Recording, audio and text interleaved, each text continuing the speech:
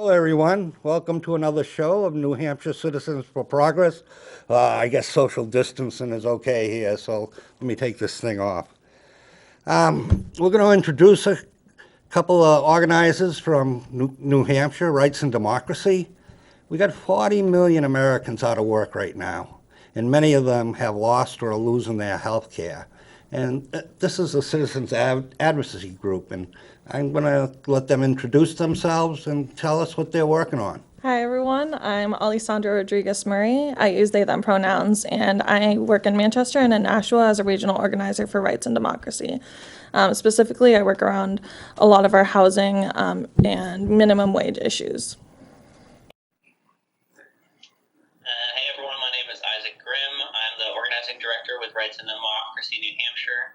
I live in Dover on the seacoast, and I do a lot. I help work with our regional organizers throughout the state of New Hampshire to build a progressive base of community members throughout the state who are directly impacted by the issues that Rick just mentioned: unemployment, inequality, lack of health care, to really help build power for people throughout the state of New Hampshire so our voices, our concerns, and our values are represented at the State House rather than the way it works now, which is often the 1% calling the shots and the rest of us having to take it. I've heard it referred to that the way you organize and work is this is a people-powered movement. What is that? Yeah, so basically, the way we see our theory of change is that we need to create people that are invested in creating the solutions to their problems. So people need to be invested civically and engaged, and when we all advocate for ourselves and we're working together, we will win. And Isaac? Yeah, that's well said. Really, we live in a democracy on paper, but the reality is that most of the things that people agree on, if you just look at opinion polling, the fact that we should have health care for all, the fact that the 1% should be paying their fair share in taxes, the fact that we need climate legislation, we need to get out in front of the climate crisis. These are things that people all across New Hampshire and all across the United States agree on, but those issues are not moving forward in Congress or in the State House because our democracy has been hijacked by the wealthy and powerful. So at its core, Rights and Democracy is about building back people power so we can reclaim our democracy and move from having what is only a democracy on paper and in effect really an oligarchy to reclaiming a democracy that is participatory and that lifts up the needs and voices of people who right now are left out and are marginalized. So our work is to help do that, is to help connect with people who are left out of the system and help build their power, their leadership, and their voice so that we can live in a truly participatory democracy. And just help America actually live out its values, the beautiful values espoused in our founding documents. We're about helping that actually become a reality. So working with people to build that power and make that a reality. So recently, there's protests going on all over the world right now in regards to marginalized communities being brutalized by the police. And what's going on with Rights and Democracy in this area? So, we're doing a lot of support work right now for local BLM chapters, and we're nationally affiliated with the Movement for Black Lives. So as an organization that exists with fairly mainly white members in a fairly white state, we basically see our role as a support system. So we're listening to the Black leaders and voices that are moving the protests and rallies and marches across New Hampshire and asking them in what way we can best show up to support their actions.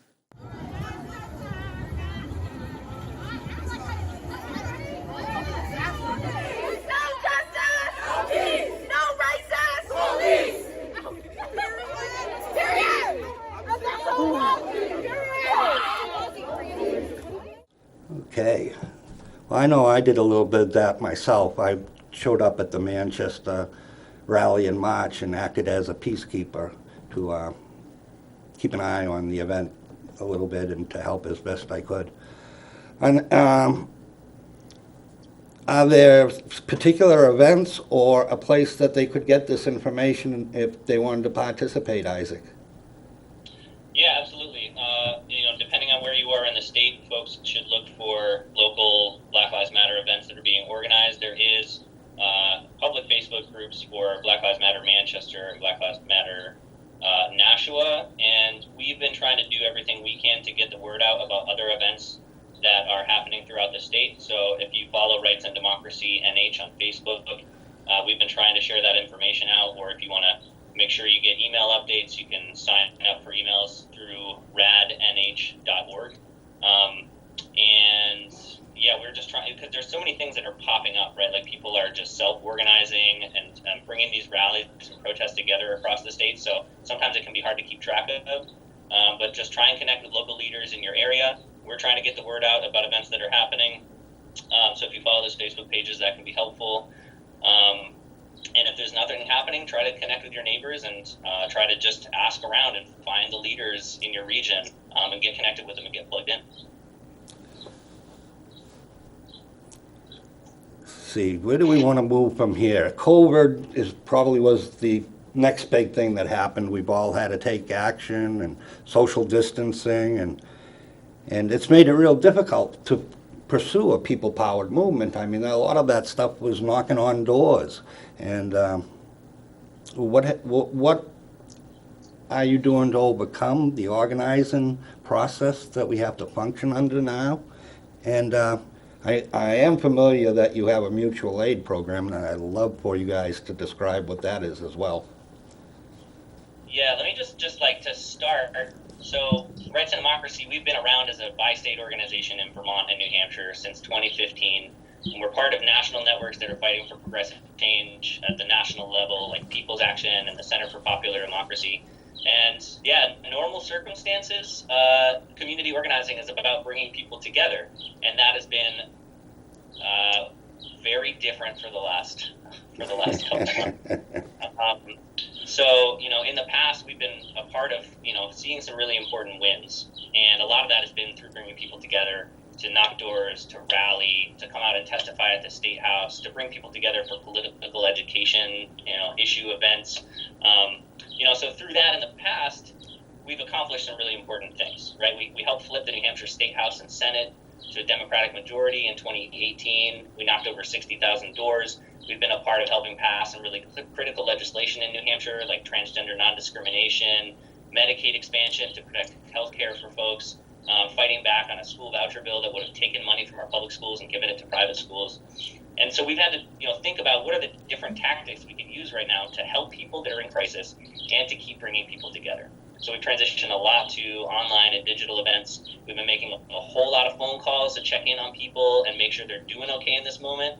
And if they're not, then we've been doing a lot of compiling of mutual aid resources, which are on our website, and we've sent thousands of texts out to people on our list to help connect them with mutual aid. And Alessandra's been pretty deeply involved in mutual aid and defense in Manchester and the surrounding area, and they could speak to that more in depth than I. So what's mutual aid in Manchester? What is it? How does it work? How do people get hooked up to it? So there's another group that's existed since around November, doing a free store in Veterans Park, and that existed to help homeless people in the area, but also anyone else who wants to come and participate, and they can come to this free store and get any sanitary items, food, any needs, medical needs. We have some over-the-counter pharmaceutical type stuff there. So this group during coronavirus kind of had to transition our efforts, and we've mainly been doing now like campsite drop-offs since the city has been allowing people without homes to stay in camps around the city. Those that weren't directly downtown weren't getting as much outreach. So this group has been collecting things like grills, food, blankets, tarps, stuff to bring them, and then we go and do drop-offs at these campsites. And we're hoping to open up the free store, I believe, on the 28th again, because we closed down during social distancing. Yeah, I've actually used the mutual aid because they shut the buses down. I'm disabled, and I was having a difficult time getting to the supermarket or to the pharmacy. And so about once a week, someone from that group would assist me in getting these things done. Yeah. So it's been really exciting that that was there. And the bus service is back, so I can get around again. Okay, on June 30th, you have a big announcement coming up. You got Bernie Sanders and Khanna, and this is going to be a online event where you're announcing who you're endorsing. Yeah, that's right. Yeah, it's going to be a big regional event. We've been working with this alliance of grassroots organizations and policy experts to develop a regional Green New Deal type policy that is about a jobs guarantee and that's about investing in justice and in renewable energy for our communities. So there's been a ton of back-end policy work that's been happening and a lot of regional organizing. And June 30th is when we're going to be announcing the candidates we're going to endorse who are in support of this policy, who are going to help us fight for climate justice and for economic and social justice coming out of that. And we're going to have, some amazing national leaders, Khanna, Bernie Sanders, Varshini Prakash, who was one of the founders of the Sunrise Movement. And it's going to be a virtual event, 6 to 7:30 on June 30th. It's going to be on our Facebook page today. And it'll also be a chance for folks to connect from around the region to help brainstorm, build connections, and strategize for how we move forward on fighting for, policies that are going to create jobs, create renewable energy, and help us to, support all the people who are out of work right now. We're talking millions of people. We're talking, 15, 20% unemployment in New Hampshire alone. So, we need serious, bold, radical legislation right now that is equal to the crisis we're in. So this is when we're going to be launching this policy and bringing people together who are going to help fight and win to get into office so that we can really see the changes we need in the coming legislative session and build the kind of movement that we need to get there. I've been participating in a lot of housing meetings lately, and it seems one of the biggest concerns is that the rent moratorium is going to be ending at the end of the month. And a lot of the people are out of work, and this stimulus that's been done is really not giving working people much support. I mean, $1,200 to pay rent and take care of your kids and buy deodorant, toiletries, and everything else that you live on is just, that's, I don't see how the federal government claims it's going to last 10 weeks. And you're working in this area specifically as well, Alexandra? So basically, housing has been a problem in Manchester for years, as we all know, and COVID has only exacerbated that problem. So we have a housing working group here in Manchester that has been meeting since January. We presented a proposal for a housing advocacy task force to the mayor, asking her to convene different stakeholders and people from the community and the different organizations in the city that are working on housing and convene them all together so we can have this conversation along with the population that is being affected by this problem. So she did endorse that proposal, and she's going to be enacting it. COVID has just kind of held that progress back a little bit. But in the meanwhile, we're continuing to figure out how we can best support our community during this time. Soon we're going to be publicizing a survey, and that is going to go out to everybody in the community just so we can hear from you exactly what is your biggest issue with housing right now in the city. Is it paying your rent? Is it fear of eviction? Is it housing conditions? And then we'll use that data to figure out how we can best advocate with everyone who's affected for change in the city. And this is also people powered, so you're going to be looking for those people that are most affected to help you in this process as well. Yep, exactly. One of the first things we did as a group was go to a Board of Aldermen meeting, and we had folks come and share their testimony in front of the Board of Aldermen and share how they were struggling with rent or with housing conditions, with finding housing, and that's been a big part of our group so far and will continue to be so, to get the people that are being affected involved in advocating for their own rights. Well, there's two more things, you guys, that I see on the list here that we wanted to cover a little better: the climate, voting rights, elections. There are so many things. Yeah. I think another thing that's really important that we're working on right now is pushing for the types of voting reforms that we need in the context of the pandemic. It's really critical that we ensure that our elections this fall, both the primary on September 8th and the general election in November, are accessible and safe for everyone.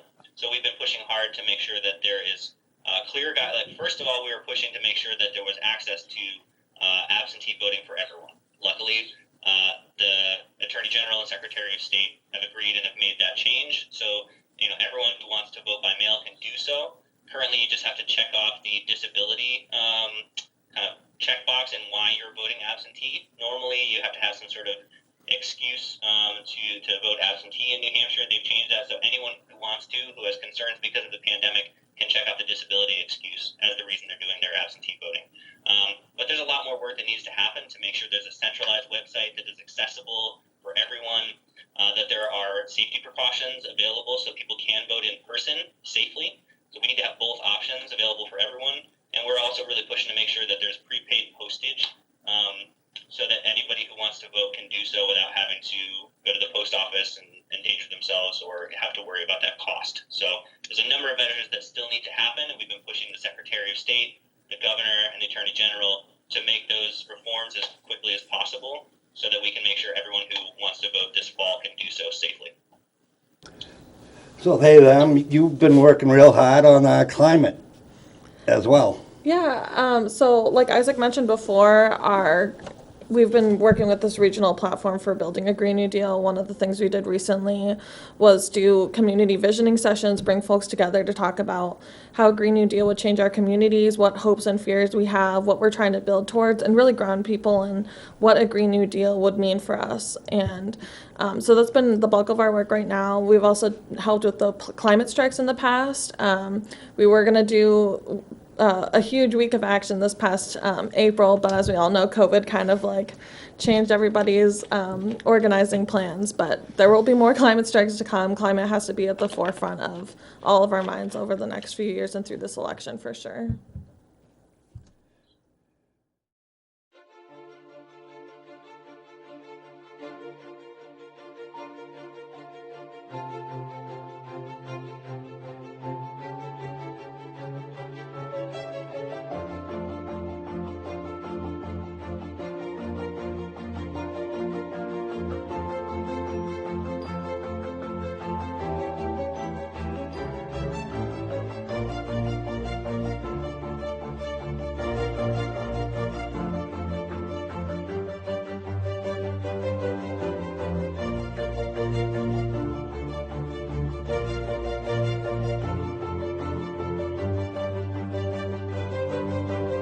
Healthcare, that's something that everybody needs. I mean, we're never going to get past this COVID-19 pandemic unless all of us have the ability to have it treated. And the way our healthcare system is right now, we can't guarantee that. And even, I forget the rep that just got out of the hospital. Oh, was it Porter? Kathleen Porter, I believe. And she got a $21,000 bill, and she was the House of Representatives person that got the Health and Human Services director to agree that it was in fact their responsibility to pay for the testing and treatment. And that was one of the things I've experienced in my lifetime, whether I had insurance or not, and whether my insurance paid the bill or not. They always bill me too. So they yeah, they'll certainly take your money even though you already got paid. They already got paid. But I've had to argue it and say, no, my insurance paid that. So it's really, you have to be really active regardless whether you have insurance or not. Yeah. No, I mean, in this moment, there's clear things that the government should be doing to make everyone safe and everyone have the availability for treatment, right? Like, treatment for anyone for COVID should be free. Testing should be free for everyone. I mean, when you just look at the federal government's initial response, how long was it? 3 weeks, a month that the Trump administration was downplaying the crisis until they finally started getting their act together. And then there's been a big fight over bailing out people versus bailing out corporations, right? Like how there has been so much money that's been directed towards businesses that should be directed towards people who need it most. Though obviously we need to be doing as much as we can to help make sure our businesses are protected right now too, but maybe not the wealthiest in our entire country. Like, let's do more to support small businesses. Yeah, it But kind of also, seems to me that they've gone about it backwards, bailing out the banks. Well, why didn't they bail us out so we could pay our rent and mortgages, and then they, banks, would get paid? It's like yeah, exactly. it kind of works. Well, if they pay off the banks, well, what about us? I Right, mean, and I mean, it makes it so obvious this moment that we're in, where we have these joint crises of health crisis and an unemployment crisis. It's so clear right now in this moment that people's healthcare should not be tied to their employment.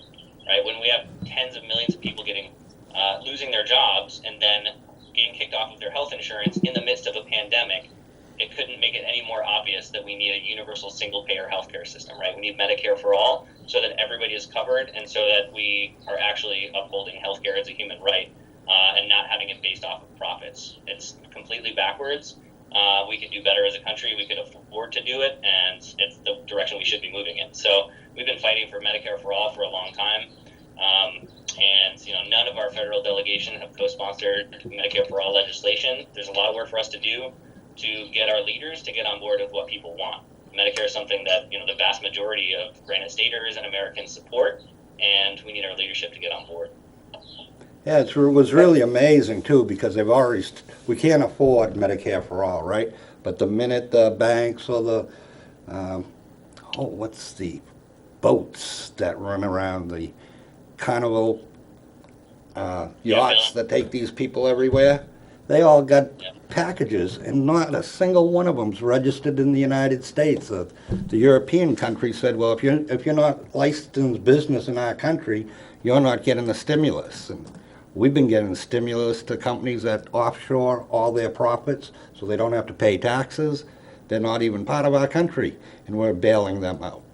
It's just, they had the money all the time. We could have had Medicare all. They just keep writing the checks to the banks and to whoever has money and asks for it, pretty much. I mean, right now, we can't even get them to tell us who the money was given to.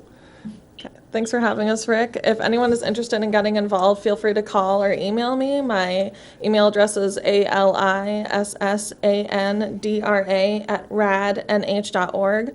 My phone number is 603-759-3522. You can also go on Facebook and search for Progressive Manchester or Greater Nashville Rights and Democracy, and our housing work group also has a Facebook page as Manchester Housing Alliance. So there are a lot of really big actions coming up this weekend and over the next week and a half I want to make sure folks know about. So tomorrow is Juneteenth, which is a national, not official national holiday, but should be celebrating the end of slavery in the United States. There will be rallies happening tomorrow in Portsmouth at 5, in Keene at 4, and there will be an event at the Hop Knot in Manchester at 5, I believe. There will also, am I right there? Yeah. Yeah, great. There will also be another rally in Peterborough on Saturday, and a number of events coming up next week. There will be a vigil on Tuesday evening in Concord, and then next Saturday there will be another large action in Concord for Black Lives Matter. There are also every Sunday, actually this week it's going to be this Saturday at 1 o'clock, there will be a rolling rally, a car rally, demanding the release of ICE detainees and any detainees who are not going to pose a threat to our communities so that they are protected from COVID. And that is at the Stratford County Jail in Dover, 1 o'clock. And then after this Saturday, it will be continuing on Sundays at 1 o'clock. And yeah, just remember to check out Rights and Democracy NH on Facebook to stay updated, or sign up through our website, radnh.org. There are petitions you can sign on a number of our core campaigns. You can share your story if you are directly impacted by any of these issues. Stories are really important for us to change minds, to change the minds of the community and our legislators. So that's really, really important too. So you can find us at those two places and just get involved, get in touch with us. This really, Rights and Democracy, is just about helping support and build people power. So the more of us in it, the more chance we have at actually turning things around. Hello, everyone. My name is Annie. I'm on the communications team here at Rights and Democracy, and I'm going to walk you through a little bit on why the narrative and framing that we use in our values and the way that we speak about them, especially regarding this work, is so important and so critical. So on the slide in front of you, you will see the iron triangle of ideology. Right here, we have individualism, anti-government, and choice and competition. And these are the three tenets that really hold up this question mark in the middle of racialized capitalism. This use of racism has been key in the growing dominance of conservative ideology during the past 40 plus years, and used most prominently in what we call dog whistle politics. This means basically that the speaker uses code words that on their own are not racist or espouse racism, however, speak to some core shared values with segments of the population. The basic ideological message that you'll see play out using this triangle is that if you are a hardworking, law-abiding citizen who's understood to be white and male, you should have grievance with liberals in the government who create ineffective and wasteful programs that give your money to people who don't deserve it. These people understood being women and are most likely to be understood as Black or immigrants. This dominant frame dictates our politics and policies, and we need to move away from reacting to this frame, because when we react to this frame, we're actually enforcing it, because we're using these values and saying, no, we're not that. Instead, we need to be leading with what our core values are, with what we believe and what we want to see in the world moving forward, because then we're only enforcing our frames. So when we talk about frames and how that works in our favor, we need to first understand what they are. So frames, in essence, are mental structures that shape the way we see the world. As a result, they shape the goals we seek, the plans we make, the way we act, and what counts as a good or bad outcome of our actions. So you see this playing out both personally and politically. In politics, our frames shape our social policies and the institutions we form to carry out policies. And these frames start from ideas. They start from our ideas, and our ideas come from our values. So, frames are not words, but words can trigger frames. So rather than naming facts, we're going to name our values. Now we need to do the work of reframing. So here's a good time. I'm going to give everyone a little bit of time to drop in some of their value words that speak to their core values in life in the chat. So reframing. Reframing is about accessing what we and like-minded others already believe unconsciously, making it conscious, and repeating it till it enters normal public discourse. And this doesn't happen overnight. This takes a lot of repetition in order to really make sure it's deeply grounded in who we are and how we're communicating. So reframing is not about manipulation. It's about honesty and integrity. When we lead from our honest, deepest values, our messages are strongest, and that's how we win. And when we're talking about this, every word that we use when we're talking about our values matters. This is why. When you see here, you can say you stand for equality, but that doesn't mean quite what you think it does. What we are going for is equity. We want everyone to have fair access and opportunity. And then this graphic is a great illustration of what reality often looks like and why we're working towards a more just and equitable future. So here's what we need in order to reframe our work and to lead with strength and sincerity. We need to name our values. We need to avoid using values and frames that support the opposition. We need to avoid the negation of values and frames that support oppression. We need to be inclusive, equitable, and just, and speak to our shared journey and our shared liberation. So moving forward, you are going to learn a little bit about visioning your future, why that's integral to this work, but it's really important to know how to communicate it effectively, because when you communicate effectively, we win. Well, Isaac, Alexandra, thank you for joining us today. Thank you all out there for joining us. I hope you're all healthy and safe. I do upload these shows onto a YouTube channel, Rick Maynard, and we did do a show strictly about absentee voting in New Hampshire last week. So you can access that. That has links to the documents. And till next time, be well. Thank you.